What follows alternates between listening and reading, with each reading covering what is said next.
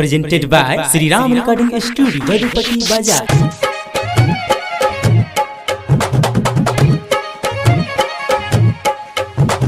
DJ Shiv Narayan. DJ Shiv Narayan. DJ Shiv Narayan.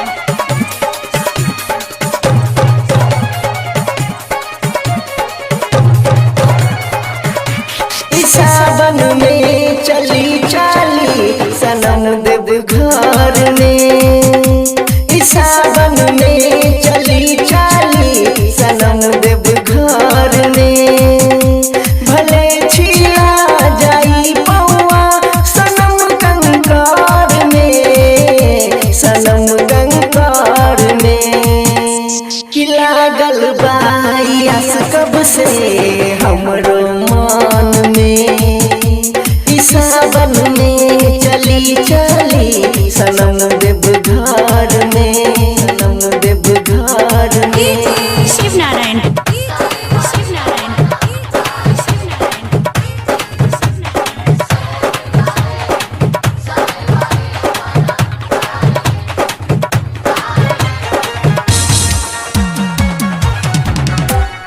DJ Shiv Narayan. DJ Shiv Narayan.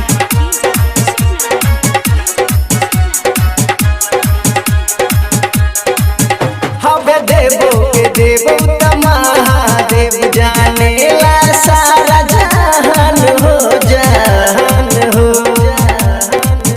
कांधे धके कांवर संगे चली सनम पूरा होई अरमान हो, अरमान हो। बोलत बम बम चली हरदम सगड़ी डगर में, सगड़ी डगर में। सावन में चली चली सनम देव घर में, सावन में चली चली सनम देव घर में, सनम देव घर में। DJ Shiv Narayan. DJ Shiv Narayan. DJ Shiv Narayan.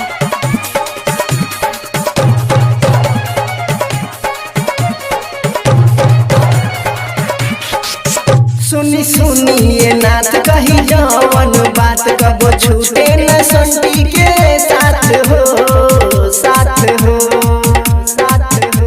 रहे जन्मो जन्म ई है हमर सनम, ऐसन धती न माथे पे हाथ हो, हाथ हो।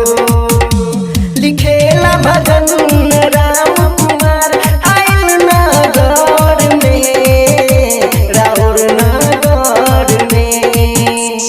सावन में चली चली सनम देव घर में, सावन में चली चली सनम देव घर में। Sri Ram Recording Studio, Jadupati Bazaar.